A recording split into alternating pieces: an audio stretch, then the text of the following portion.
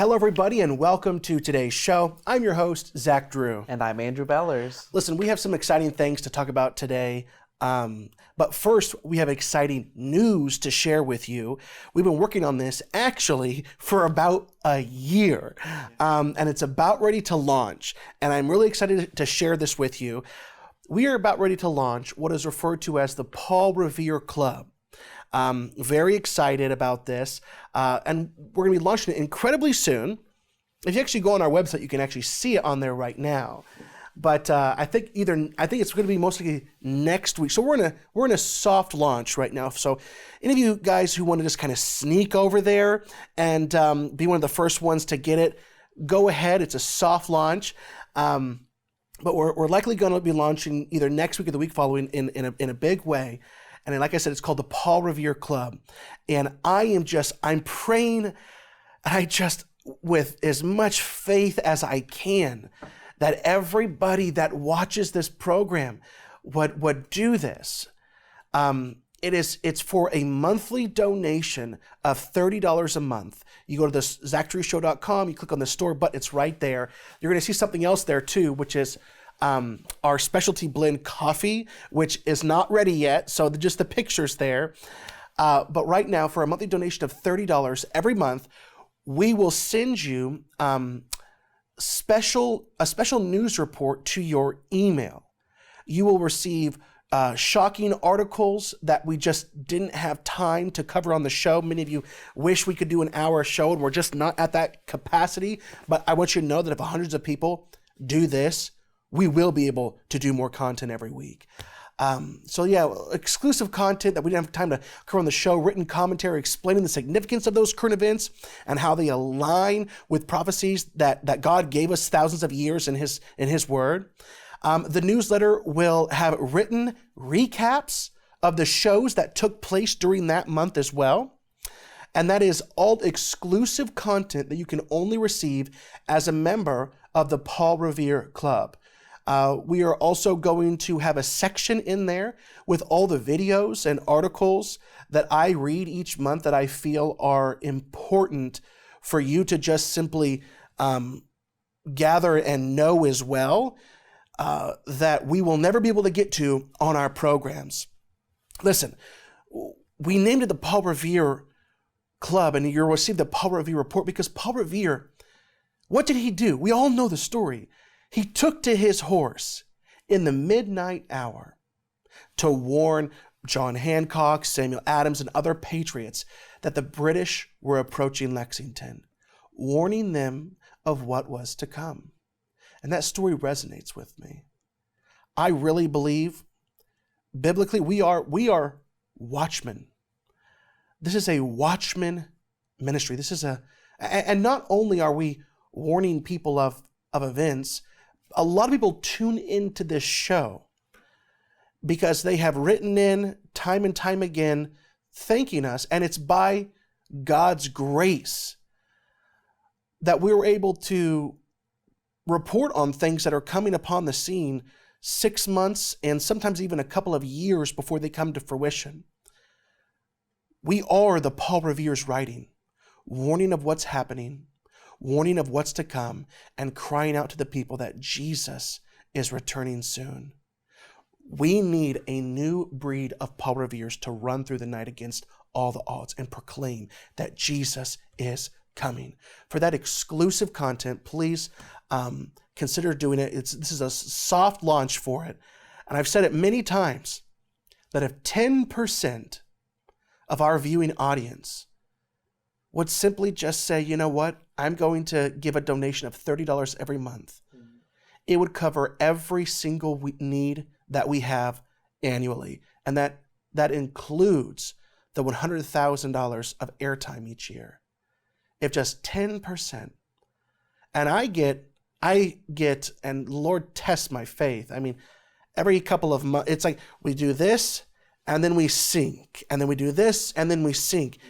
And it would just be so nice to not always count on the highs to get us through that survival mode, but to be consistently growing. And the one thing that's keeping us from that is the people that are consuming our content every week, that are relying on us, that are expecting us to be there every week. There are so many people that faithfully watch. They are active. They are involved, but they don't give. And maybe that's you. Be a part of the Paul Revere Club. Let's do this together. Listen, let's get into it. All right. Roe v. Wade. It's been a couple of weeks since we all found out through the leak, a drafted opinion written by Justice Samuel Alito, that a majority of the Supreme Court justices have agreed preliminarily to overturn Roe v. Wade. Amazing, exciting news. That, abortion, as you know, is the modern day slavery of this era. And it just seems so normal for so many decades in the United States for slavery to be an ongoing issue, because they had become so desensitized, because it was all over the place. They saw it everywhere they went. They would see it. And that's what abortion has become. But abortion is murder. It is the modern day slavery. Now, as of right now, the court hasn't issued a final opinion about that, obviously. But that does not mean that D.C. has been silent. Actually, this week, efforts were made to codify Roe v. Wade in the Senate, but it failed. It failed epically. Let me just read what happened, and praise God it did. But actually, praise God it did. But even if it had went through, let me explain this. It wouldn't have meant anything. Okay, I'll explain that in a second. The Senate voted on May 11th to filibuster the Democratic-sponsored Women's Health Protection Act, WHPA, which would have codified the 1973 Roe v. Wade abortion ruling into federal law, as the Supreme Court appears intent on striking the precedent. The 51-49 procedural cloture motion vote was mostly party line, with all Republicans and Senator Joe Manchin voting against the measure. Listen, Senator Joe Manchin has actually done a lot for the Republicans. So if we can kind of all gather together and send him a fruitcake or something over the holiday season, and it'd be a good thing. So the measure failed as expected because Democrats didn't meet the 60-vote filibuster threshold needed to advance the legislation in the upper chamber.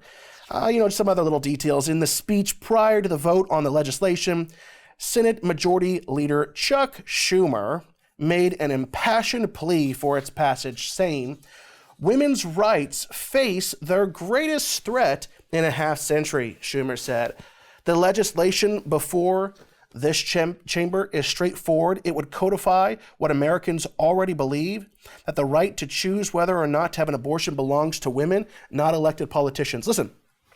He said, women's rights face the greatest threat in a half a century. I just can't get beyond the fact that they just cannot recognize the babies in the womb being life.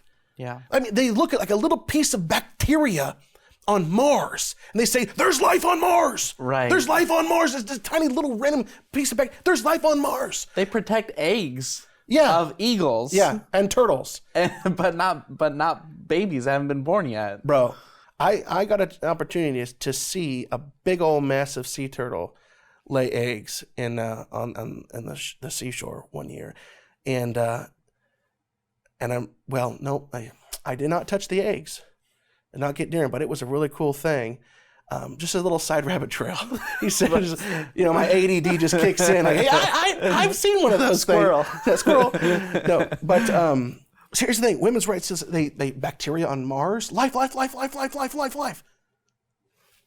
But yet, in the womb, the unborn, not life. It's ridiculous. And they face the greatest threat in a half a century.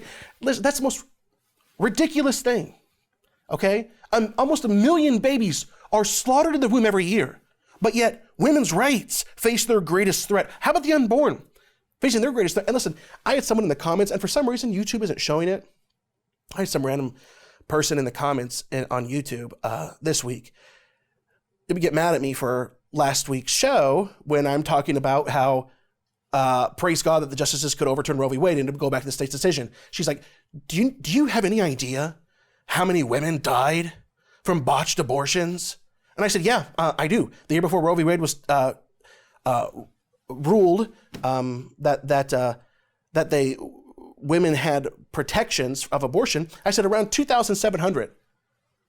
I said 2,700 women died because of what you referred to. And I'm texting her, my little, what's it called? Little keyboard warrior. Yeah. And I said, yeah, around 2,700 actually. I do know the number. I said, which pales in comparison to the 1 million babies that are slaughtered in the womb every single year. So I don't want to hear your argument. Right. Like, it's so ridiculous how people can't see the logic behind this. It's because they're so influenced by the demonic realm.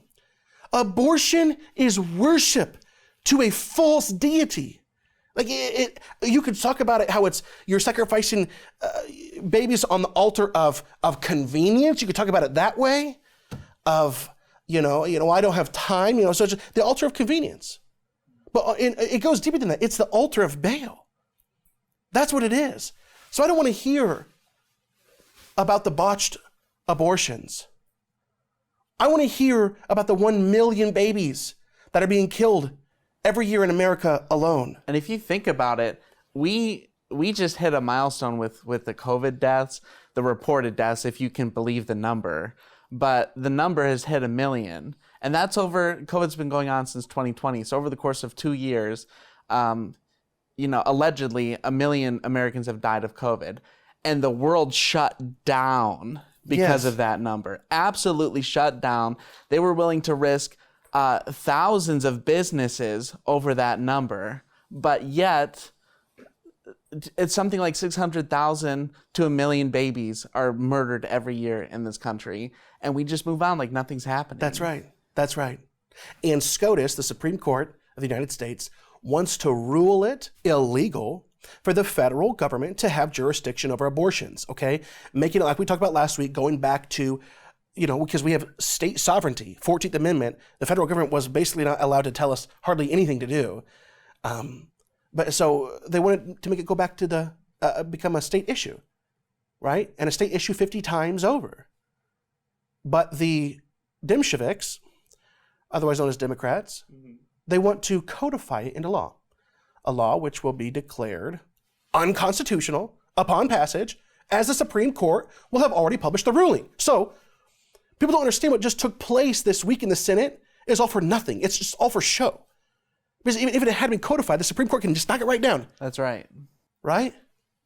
Listen, what's really making liberal politicians also go crazy and feel the pressure, I think, another angle is likely the Planned Parenthood lobbyists, right? And they're not talking about it, which they purposely aren't speaking up about it. Because if Roe V Wade is overturned, that means no more federal funding, even in states where it is legal, which, what would happen to Planned Parenthood if all their federal bucks were dried up? Only good things, okay? Only good things. There's another part in the clip. There's a clip I want to play from the article, and it's of Senator Warren. I guess she had time to step up the reservation for a few minutes. Go ahead and play that clip. I believe in democracy, and I don't believe that the minority should have the ability to block things that the majority want to do. That's not in the Constitution. What we're talking about right now are the individual rights and liberties of half the population of the United States of America. I think that's enough to say it's time to get rid of the filibuster. We need to protect voting rights. We need to protect women's rights. And understand this, Mitch McConnell has made clear, they're coming after everybody. So we need to do this, get it on the board. Wow, okay, so I believe in democracy, and I don't believe the minority should have the ability to block things like the majority wants to. That's not in the Constitution. First off, newsflash, Senator Warren, we live in a republic, not a democracy, a voting republic. And get this, the entire idea of the republic is to protect the minority from the majority as it pertains to the rule of law. It's like, it's not in the Constitution. No, it is. We created the Constitution and the sovereign states and to be a republic, be represented by, to protect the minority. I mean, gosh, in this case, we are protecting helpless babies from people that want to murder them, like Senator Warren. I mean, where do these people get off? I mean, it's unbelievable. I want to talk about something else. I don't know if you know this. I didn't. Did you know that if you believe abortion is bad and that Roe v. Wade should be overturned, that you're also a racist? Well, of course. Yeah, I didn't know that. That's news to me, right? So get this. Listen to this article. New York Times continues the fear. Overturning Roe means ending interracial marriages. The New York Times, so this isn't like some random, this is the New York Times, people, published a lead editorial on Sunday in which it warned that overturning Roe v. Wade, the landmark 1973 abortion law, would mean ending interracial marriage. What? Some Democrats reacted to the leak of Justice Samuel Alito's draft decision by claiming that all other social rights were at risk if Roe were to be reversed, and states could even ban interracial marriage. But Justice Alito specifically distinguished abortion from all other cases because it involves a potential human life, adding nothing in this opinion should be understood to cast doubt on precedents that do not concern abortion. Nevertheless, in an editorial titled, "America is Not Ready for the End of Roe v. Wade," the Times argued, and this is what they said: imagine that every state were free to choose whether to allow black people and white people to marry. Some states would permit such marriages, others probably wouldn't. The laws would be mismatched, and interracial couples would suffer, legally consigned to second-class status depending on where they lived. It seems an unthinkable scenario in 2022.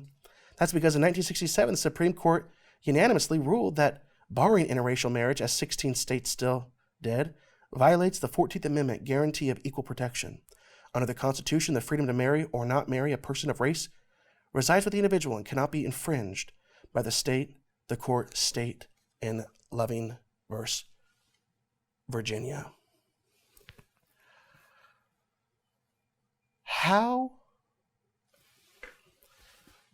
Who is going to be okay? There's not a single, I don't care if it's the Deep South, to be able to think that there is a single state in the Union that would ban interracial marriage today in 2022.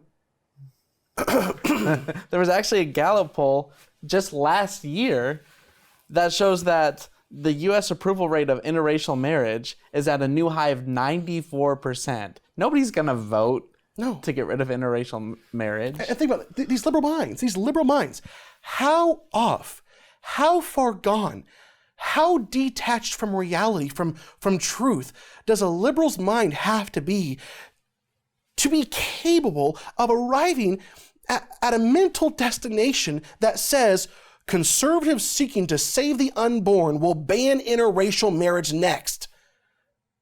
It's scary. Listen, radical liberalism is a different type of mental illness. I'm telling you. You know, I'm reminded of, I hope they have the clip prepared. I'm reminded of the clip from this silly comedy with Adam Sandler called Billy Madison, right? Where he is competing in it was like a Jeopardy style game show trying to win back his dad's company. And he gives an answer, a ridiculous answer. And this was what the game show host said. And I feel like this is that's a perfect clip for describing liberals' answers for conservative issues today. Mr. Madison, what you just said is one of the most insanely idiotic things I have ever heard. At no point in your rambling, incoherent response were you even close to anything that could be considered a rational thought. Everyone in this room is now dumber for having listened to it. I award you no points, and may God have mercy on your soul. I don't know. I feel like it was perfect. I feel like that was the perfect clip. Yeah. Right? I mean, listen, who is the enemy of the radical left? You know, they have different targets, but their final target, it is the body of Christ. It is. That's their final target. Yeah. That's who they're coming after. And you see it, you're starting to see it now, but we haven't seen anything yet. You know, actually, this was a threat made by, so obviously the Supreme Court justices, the conservatives. So it's conservatives are the enemy, and then the ultimate enemy are conservative Christians. So here's actually a threat, a real threat, by Chuck Schumer in 2020. He delivered this threat towards Supreme Court Justices Neil Gorsuch and Brett Kavanaugh.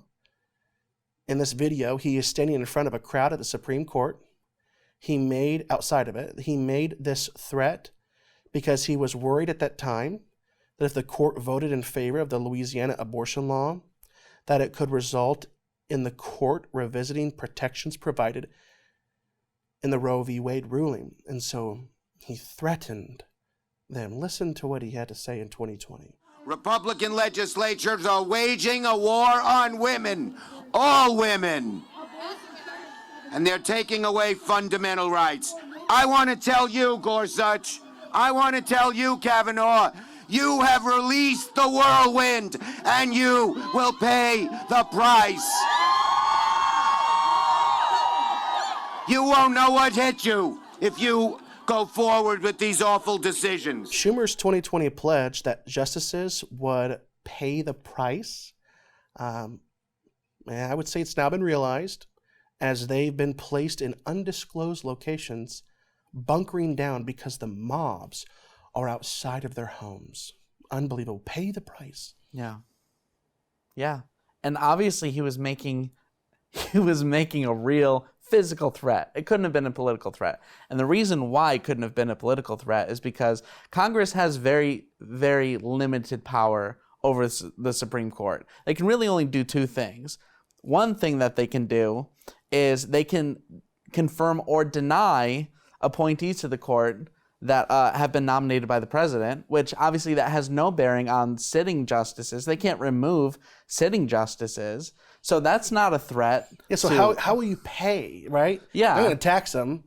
Exactly. And the other thing they could do is they could pack the court. But that would require, honestly, because it's such a radical move, it would require a 10-seat majority in the Senate, which he said this in 2020, that was not likely. That wasn't going to happen. And it's definitely not going to happen now because they would need a 60 votes in the Senate, which is not going to happen. So this threat couldn't have been political. It could only have been a physical threat. That's right. You know, and so who's the enemy? Conservatives. And the ultimate enemy is conservative Christians. And there's an article I read this week, and it was called God is Under Attack. The Mob Comes for Religion. It talks about how communism depends on the autonomization of society. Basically, all of us becoming autonomous creatures like robots, like just doing what we're told, and just nothing must stand between the state and the individual.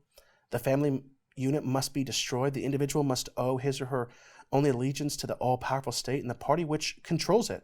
But perhaps most of all, communists must destroy what? It's religion.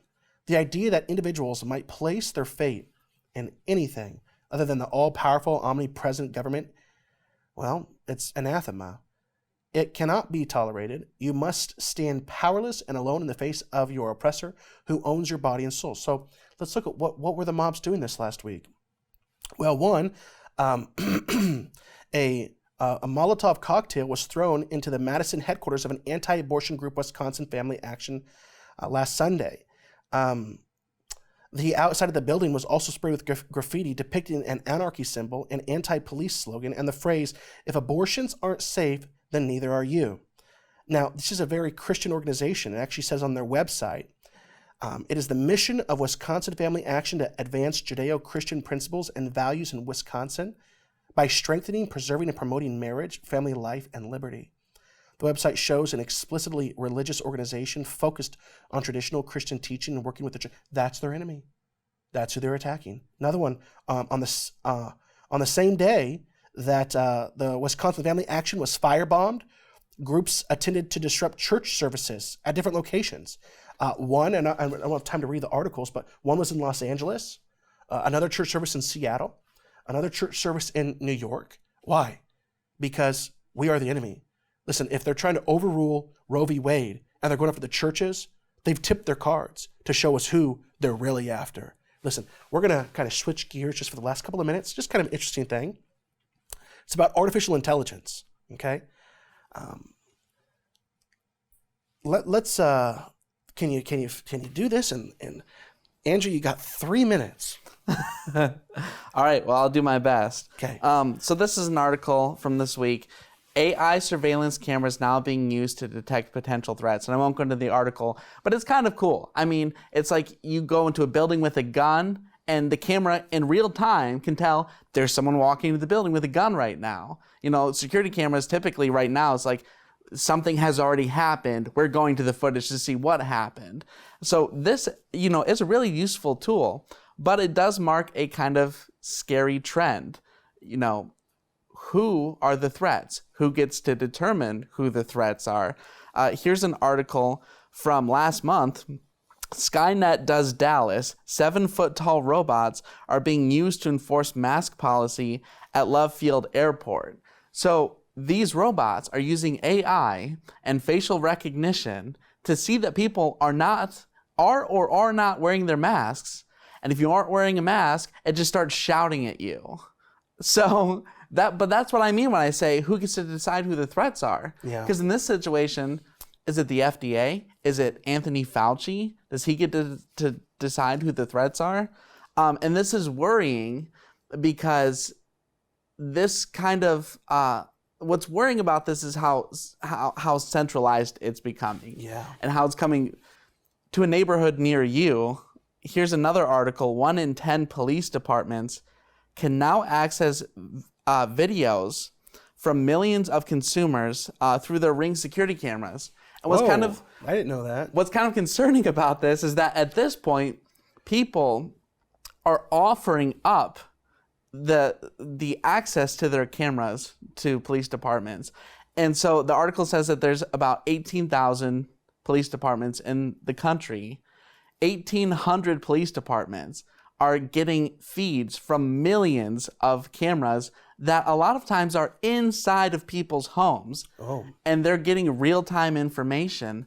I think it should be easy to see how scary that is, how centralized all of this information is becoming. And really, when you look at the long-term effects of this, what this is it's a closer step to a hive society. It's a closer step to what we've been talking about, a global brain system. And that's gonna pave the way for the beast system. That's right. Being able to control every nation and every tongue. That's exactly right.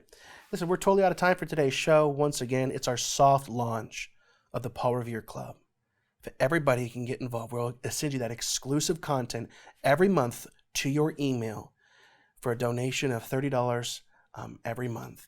And if 10% of our viewing audience give us $30 a month for donations, we'll be able to do every single thing that we need to. That includes our $100,000 every year for just TV airtime alone.